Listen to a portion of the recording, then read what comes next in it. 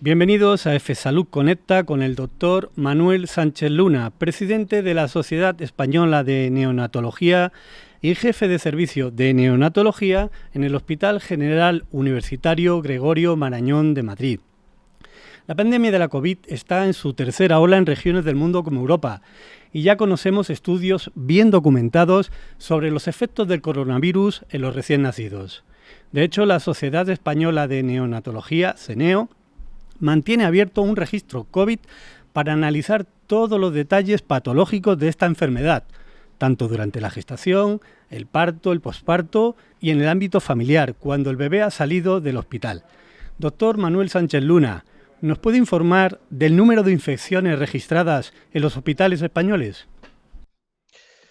Bien, en cuanto al número de infecciones por COVID-19 que afectan a los recién nacidos, en la Sociedad Española de Neonatología comenzamos el año pasado, ya en marzo, a crear un registro para precisamente identificar a los recién nacidos hijos de madres que tenían la infección y ver cómo era su evolución.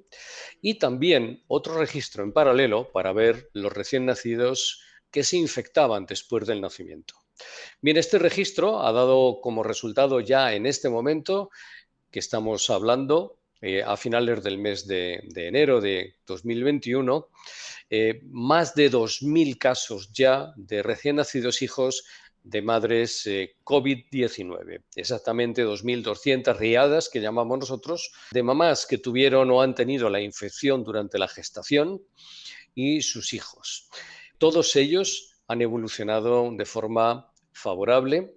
Por lo tanto, podemos decir que los hijos de mamás COVID no han sufrido o no han padecido la infección. Los casos en que el test ha sido positivo en estos recién nacidos luego se han negativizado. Consideramos que son, por lo tanto, falsos positivos, y solo un caso dentro de todo este grupo es un caso que, estando asintomático, la PCR ha sido positiva. En cuanto a los recién nacidos que se infectaron después del nacimiento, el registro tiene acumulados aproximadamente 100 casos, de los cuales la mayoría han sido bebés que se han infectado después del nacimiento en las primeras horas o en el ambiente familiar ya en su domicilio, y en la mayoría de los casos han sido pocos síntomas o asintomáticos.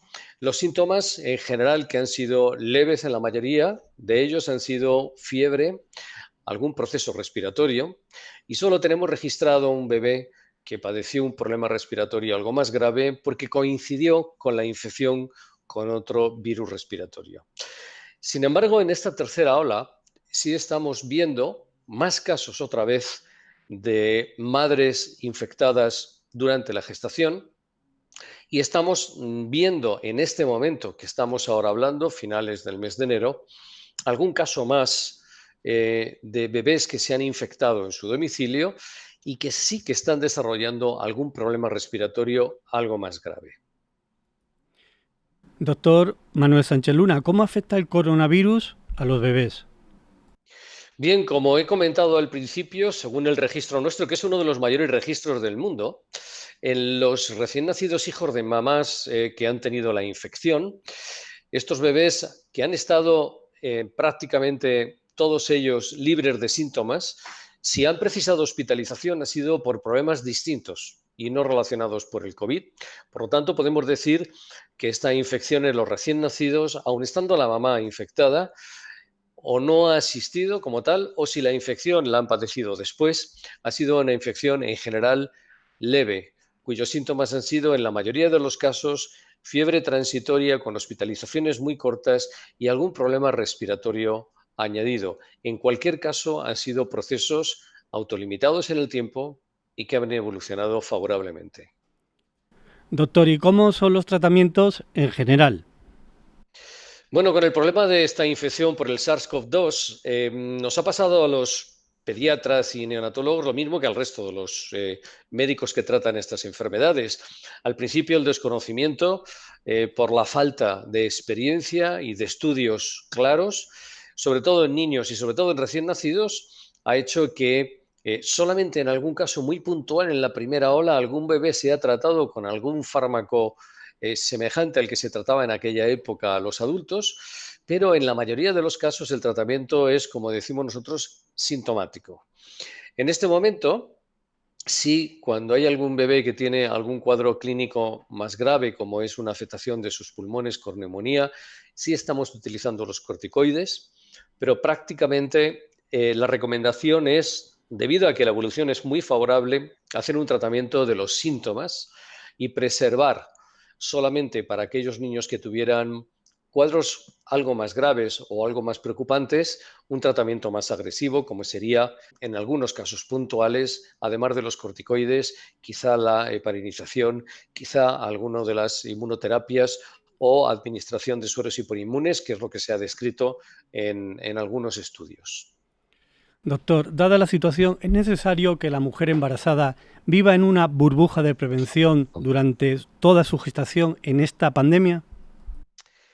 Bueno, la verdad es que la pandemia nos está afectando a toda la población, tanto población de mujeres gestantes como población de mujeres no gestantes, adultos de todas las edades.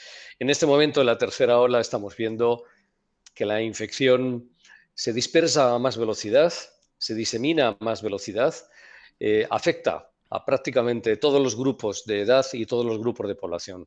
La mujer embarazada, por el hecho de estar embarazada, tiene unas consecuencias fisiológicas que le ponen en situaciones a veces más complicadas que una mujer que no está embarazada. Por lo tanto, sí recomendamos que las mujeres embarazadas tengan un cuidado especial, porque además tampoco podemos administrar vacuna COVID a estas mujeres. Por lo tanto, nuestra recomendación es que en todos los casos se extremen las medidas que se están dando por todos los grupos, tanto institucionales como médicos y comisiones, pero en especial las mujeres embarazadas deben de tener este cuidado, porque en este grupo no podemos aplicar además medidas de terapias preventivas como es la vacunación.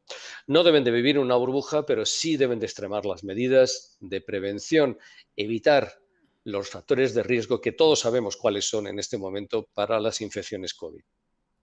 Doctor, es usted un experto en la mujer, en su bebé, en la maternidad, en neonatología. Es duro que se separe siempre la madre y el bebé, pero según su experiencia, ¿queda alguna secuela de esta separación debido a la pandemia?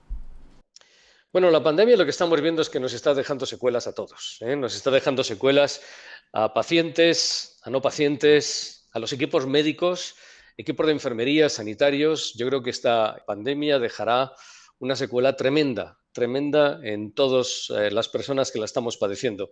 No puede ser evidentemente diferente la madre y sus hijos. El estrés de la familia de tener un bebé en época de la pandemia es un estrés comprensible, porque lógicamente es una situación en la que nosotros tampoco podemos transmitir la seguridad y la tranquilidad de que nunca va a pasar nada.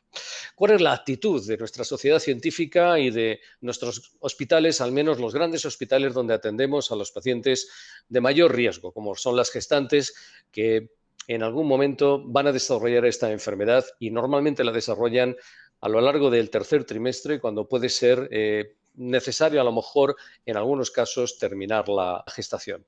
Bien, en condiciones normales debemos de respetar que se mantengan la madre y el bebé unidos después del parto cuando esta madre tiene la infección COVID. Mantener la lactancia materna, mantener el contacto piel con piel inmediato después del nacimiento, son estrategias que se deben de hacer igual en la madre COVID que en la madre no COVID, manteniendo lógicamente las medidas de higiene frente a la madre que tiene la infección. Esto es, tenemos que proteger al personal sanitario de la infección, pero la madre no tiene que separarse de su hijo, salvo que tenga una situación médica que así lo exija para realizar tratamientos que precisen ingresos en áreas de reanimación o cuidados intensivos. Para el recién nacido igual.